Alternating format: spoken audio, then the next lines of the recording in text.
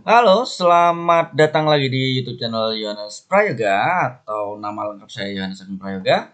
Dan kali ini kita akan melanjutkan sekolah dasar kita yang sudah kita lalui ada berapa ya? Tuh 2 3 4 5. Ada 5 materi dan kita lanjut ke materi ke-6. Ya, materi ke-6 adalah analisis fundamental dalam forex. Nah, ini adalah analisa ke-6 kita di sekolah dasar. Kita lanjut ya. Sebelumnya yang baru gabung, terima kasih sudah lihat YouTube yang biasa-biasa saja ini. Dan kalau teman-teman baru gabung dan pengen belajar forex dari step by step, lihat di playlist ada TK, Taman Kanak-Kanak, dan ada sekolah dasar dan sekarang masuk ke analisa fundamental dalam forex. Ya. Oke, subscribe, komen, lonceng, jangan lupa. Lanjut, kita akan membahas tentang analisis fundamental atau analisa fundamental dalam forex. Analisa fundamental adalah cara menganalisa pergerakan harga aset di pasar finansial berdasarkan data ekonomi. Kalau kemarin kan kita belajar analisa teknikal, itu belajar dari atau menganalisa dari grafik dan beberapa indikator. Ya, kalau analisa fundamental itu dari pasar finansial berdasarkan data ekonomi dan berita-berita yang menjadi pusat perhatian pelaku pasar. Trader yang melakukan analisa fundamental forex akan mengamati bagaimana data-data ekonomi seperti inflasi dan pengangguran mempengaruhi penilaian baik atau buruknya proses ekonomi suatu negara. Kemudian, meneliti bagaimana efeknya terhadap nilai tukar mata uang. Contoh, analisa fundamental dalam forex itu begini. 1. Rencana kenaikan suku bunga bank sentral atau Fed Fund Rate ya biasanya mendorong penguatan dolar AS atau dolar Amerika Serikat. Namun, agar bank sentral dapat menaikkan suku bunga, dibutuhkan inflasi sesuai target, tingkat pengangguran rendah, dan pertumbuhan ekonomi stabil. Apabila ada indikasi inflasi lesu, pengangguran meningkat, dan pertumbuhan melambat, maka dapat berdampak pada gagalnya kenaikan suku bunga, sehingga penggunaan analisa fundamental akan memandang dolar AS berbias bearish atau sell atas dolar AS. Nah, kalau seumpama suatu negara itu mau menaikkan suku bunga, harus inflasinya baik, pengangguran meningkat, menurun ya, pertumbuhan naik. Kalau enggak, berbahaya bagi negara itu sendiri karena terlalu beresiko untuk menaikkan suku bunga. Ya, kebanyakan kalau memang dia ingin menaikkan suku bunga ternyata penganggurannya meningkat, pertumbuhan melambat, inflasi lesu, itu biasanya membatalkan kenaikan suku bunga ya sebuah negara ya. 2. Yunani termasuk salah satu negara dalam kesatuan zona euro setelah keluar rumor krisis utang pada akhir tahun 2009. Yunani menghadapi ancaman gagal bayar pada awal tahun 2010. Berita-berita seputar krisis utang tersebut membuat banyak pelaku pasar khawatir kalau bakal meluas ke negara-negara Uni Eropa lainnya atau bahkan menyebabkan Uni Eropa bubar. Akibatnya, euro tertekan berat. Sebagaimana nampak pada grafik berikut, euro baru mampu meranjak setelah para debitur Yunani menyetujui bailout dan pelonggaran jadwal pembayaran utang. Berkali-kali, seorang trader pengguna analisa fundamental akan cenderung menganggap euro bearish atau sell selama krisis Yunani dinilai berisiko besar. Nah, ini grafik yang sudah aku screenshot pada tahun 2010. Itu keadaan saat Yunani itu sedang krisis, itu terjadi penurunan tajam di zona euro. Dan ditambah lagi kalau pertama tadi adalah dolar AS ingin menaikkan suku bunga, berarti kan membaik nih AS-nya, apalagi ekonominya baik ya kayak gitu-gitu, terus ditambah lagi Yunani kayak gini, itu bakalan lebih hancur. Nah, ini turunnya seperti ini. Ini 2010 ya. Dan ini menggunakan candle weekly atau satu kotak candlenya itu adalah mingguan. Jadi berapa minggu nih turun? Gila nih, berapa minggu nih turun ya? 1 bulan, 2 bulan, 3 bulan, 4 bulan, 5 bulan. Sekitar 5 bulan penurunan di Euro USD karena Yunani krisis. Oke, lanjut. Dasar-dasar analisa fundamental dalam forex. Dalam analisa fundamental, prospek ekonomi bagus biasanya diterjemahkan sebagai peluang penguatan nilai tukar mata uang. Sedangkan jika perekonomian memburuk, maka dianggap dapat melemahkannya. Namun, penafsiran mengenai prospek ekonomi dan dampaknya pada mata uang tidak bisa dilakukan secara sembarangan. Jadi prospek ekonomi bagus kalau kita membaca informasi data-data yang keluar terus dicampurkan jadi satu sehingga tahu tentang informasi keseluruhan dari suatu negara dan itu bagus, maka nilai mata uang menguat. Jika prospek ekonomi buruk, entah itu ada rumor, ada sedang adanya politik yang lagi bermasalah, bla bla bla, dan banyak hal yang membuat prospek ekonomi buruk, itu nilai mata uangnya melemah. Umumnya trader pemula menganggap bahwa asalkan data ekonomi semakin bagus, maka mata uang pasti menguat. Padahal ini salah kaprah. Dalam analisa fundamental perlu dipahami bahwa, sebelum masuk ke bawah, ini kenapa kok aku menyebutkan tentang trader pemula menganggap bahwa asalkan data ekonomi semakin bagus, maka mata uang pasti menguat. Nah, ini yang salah. Kenapa aku bilang salah kaprah? Karena kebanyakan mereka hanya melihat satu data ekonomi saja, tidak menggabungkan data-data ekonomi yang keluar atau sebelum-sebelumnya. Karena contoh satu, dia ada data ekonomi tentang pengangguran. Tentang pengangguran dia melemah atau penganggurannya semakin banyak ya. Itu menganggap tenang, ini pasti negara ini bakalan hancur. Penganggurannya semakin banyak nih. Nah, itu tidak hanya satu itu aja. Banyak poin yang harus diperhatikan, bukan hanya sekedar pengangguran saja kayak gitu. Jadi beberapa data, mungkin CPI-nya atau GDP-nya atau ekspor impornya itu digabungin jadi satu membuat ekonominya itu membaik. Walaupun satu data ekonomi seperti pengangguran itu memburuk gitu ya. Jadi harus benar-benar digabungin jadi satu. Jadi informasi itu kompleks banget. Kalau kita lihat di Forex Factory ya, di Forex Factory. Nah, kayak gini. Di Forex Factory itu ada beberapa data, contoh USD aja ya. Contoh USD aja. Kita lihat USD aja, non USD aja. Oke, astaga. Oke, kita sudah ngefilter USD aja. Terus kita ambil 1 minggu ini atau last week atau minggu kemarin. Nah, ini data ekonomi kan banyak. Jadi kalau orang-orang atau teman-teman trader yang pemula biasanya dia hanya satu indikator saja atau satu informasi data saja yang menganggap contoh ini advance GDP-nya impact-nya high impact, dia itu melemah atau menurun dari sebelumnya. Itu menganggap bahwa USD bakalan melemah nih. Enggak selalu. Kan banyak tentang USD yang keluar. Jadi walaupun ini merah tapi yang lain itu meningkat, itu menandakan bahwa lagi bagus kayak gitu kawan-kawan. Oke, kita lanjutin. Umumnya trader pemula, aku baca lagi ya. Umumnya trader pemula menganggap bahwa asalkan data ekonomi semakin bagus, maka mata uang pasti menguat. Padahal ini salah kaprah. Dalam analisa fundamental perlu dipahami bahwa, nah ini ya, perhatikan. 1. Pergerakan yang mendorong naik turunnya nilai tukar mata uang bukanlah data ekonomi, melainkan sikap pelaku pasar. Sikap pelaku pasar.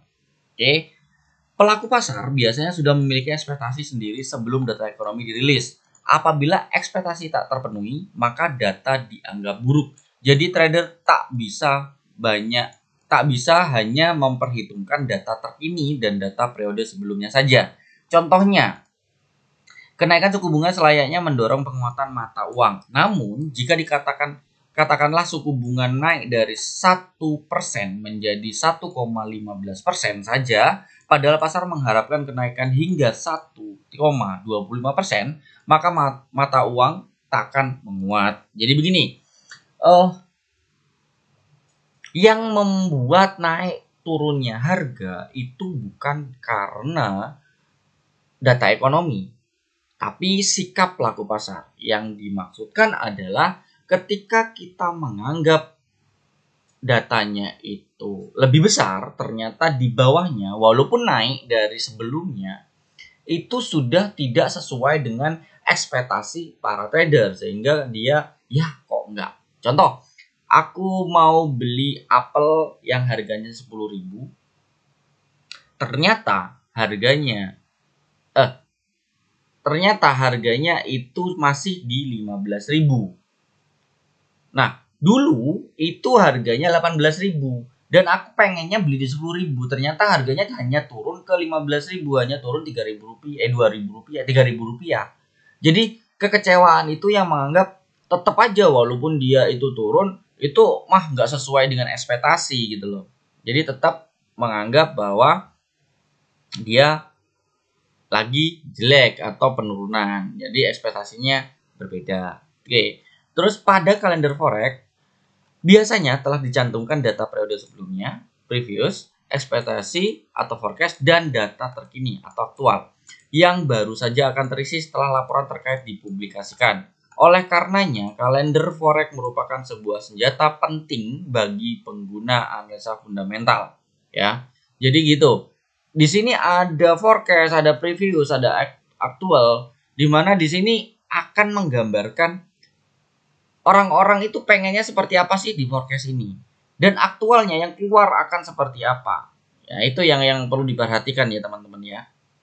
Terus ada high impact, low impact, dan medium impact, dan no impact. Jadi itu harus diperhatikan juga. Oke, 2. Pergerakan harga merupakan akumulasi dari sikap pelaku pasar menanggapi berbagai berita dari banyak negara. Bukan hanya satu laporan saja. Jadi seandainya Anda trading pasangan Euro USD, maka harus mempertimbangkan fundamental global, Amerika Serikat dan zona Euro. Sekedar kabar suku bunga AS meningkat saja tak cukup untuk membuat dolar AS menguat. Apalagi dalam hal pengumuman suku bunga AS. Faktor yang lebih berpengaruh biasanya justru pidato para pejabat bank sentral AS, bukan nominal bunga itu sendiri ya. Jadi banyak yang menganggap data itu adalah valid dan benar-benar itu yang membuat harga naik atau turun, bukan.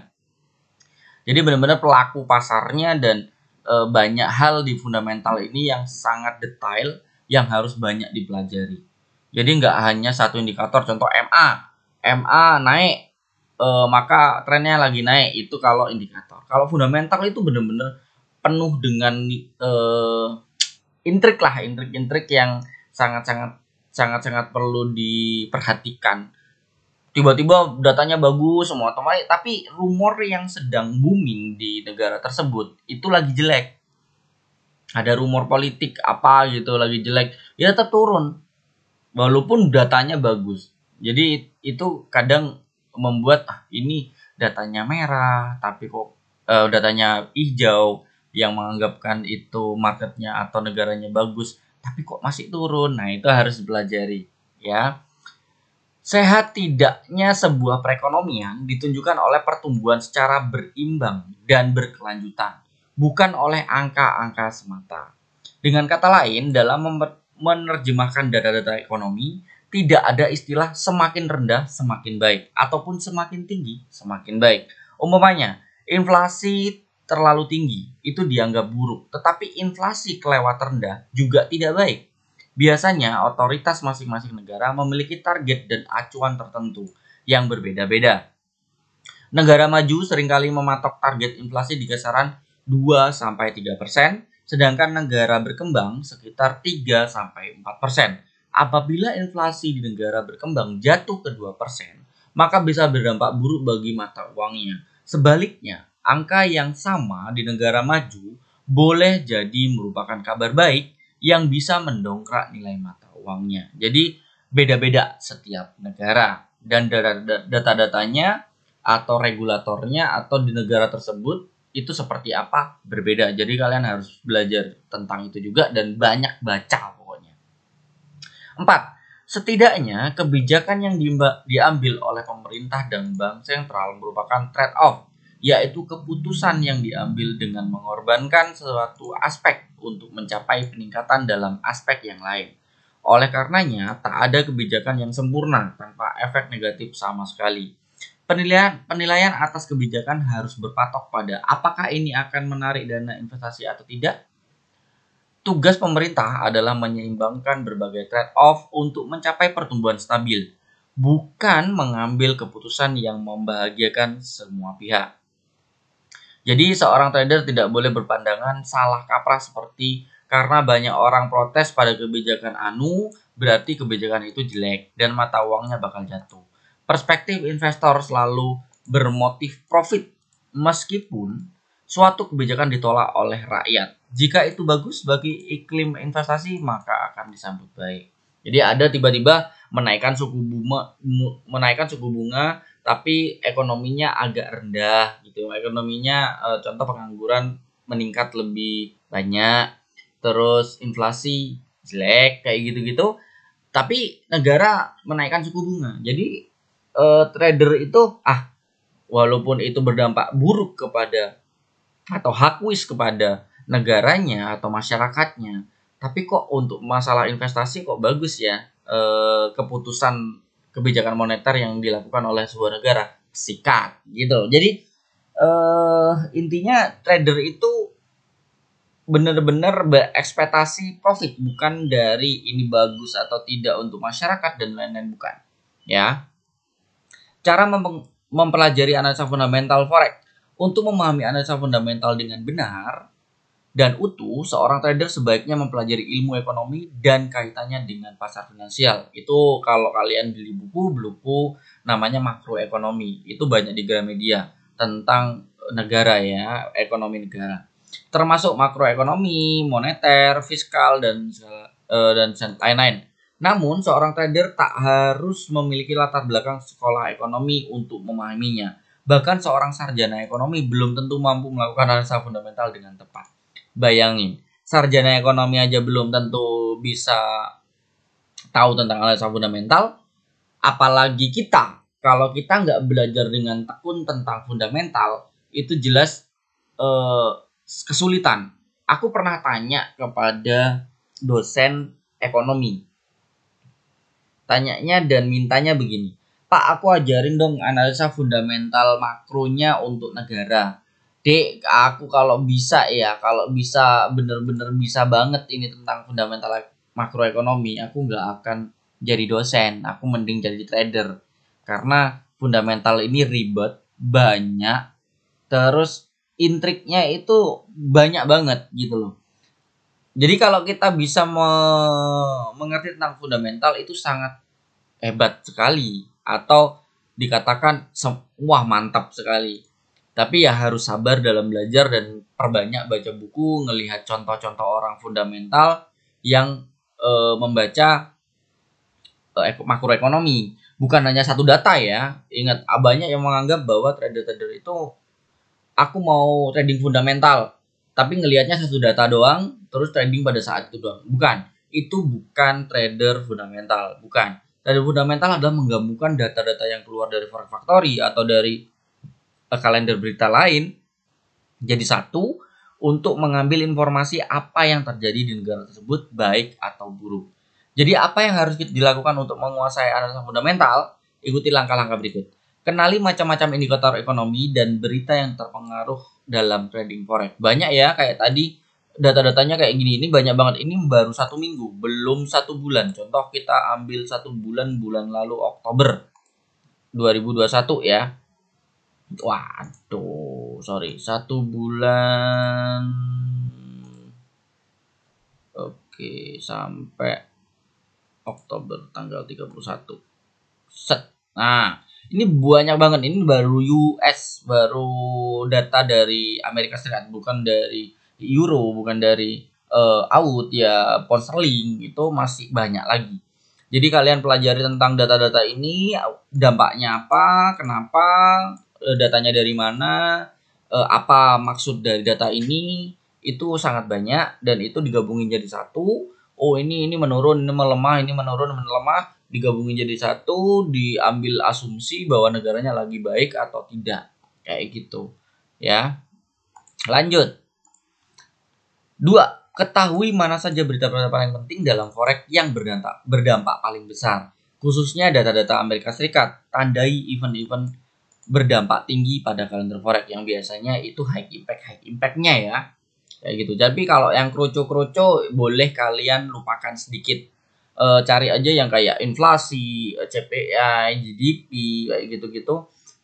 Suku bunga, pengangguran. Nah, itu penting-penting. Pahami cara trading forex menggunakan berita. Ya ini pelajari, benar-benar terus saja baca, cari ilmunya. Keempat, apabila Anda berminat untuk menggunakan berita-berita tadi untuk mendapatkan keuntungan cepat, maka pelajari strategi news trading. Namun, jika ingin menerapkan analisa fundamental layaknya para trader kawakan, maka pelajari cara benar menganalisa fundamental. Ini strategi news trading itu satu data yang aku sebutkan tadi, di mana dia mencari high impact yang bergeraknya sangat gede, fluktuatif. Jadi ketika data itu keluar bergeraknya kenceng, kita ambil langsung trading pada saat itu dapat gede, kita close, kita WD. Tapi kalau belajar fundamental berbeda. Belajar fundamental itu benar-benar menganalisa data-data yang keluar untuk mengetahui negara tersebut seperti apa. Nomor 5, terakhir, banyak-banyaklah membaca artikel-artikel bertema ekonomi dan ikutilah berita forex. Seorang trader pengguna analisa fundamental akan kehilangan arah apabila tak mengikuti berita-berita ekonomi secara rutin. Nah, itu adalah cara-cara mempelajari analisa fundamental forex. Untuk lebih lengkapnya apa saja fundamental itu, next time akan dibuat tentang materi tersebut dan lebih detail lagi. Ini kan hanya pengenalan tentang fundamental analisis. Nantinya akan kita pelajari tentang fund rate gimana, FOMC kayak gimana, employment claim kayak apa, ya kayak gitu-gitu. Itu kita belajari dari next video saja. Maksudnya next video nanti ketika ada partnya sendiri untuk membahas makroekonomi. Oke? Jadi jangan lupa di subscribe, nyalain loncengnya biar nggak ketinggalan materi-materi yang sudah saya buat, dan itu benar-benar free, hanya menggunakan YouTube dan aku buatnya step by step. Jadi kalian nggak akan loncat-loncat kayak kutu loncat. Jadi nggak ada yang ketinggalan tentang materinya. Dan aku siapin di playlist yang sudah ada di YouTube saya. Terima kasih banyak. Saya Yohanes Prayoga. Salam berinvestasi, selamat berinvestasi dan selamat trading. Happy trading. Bye bye.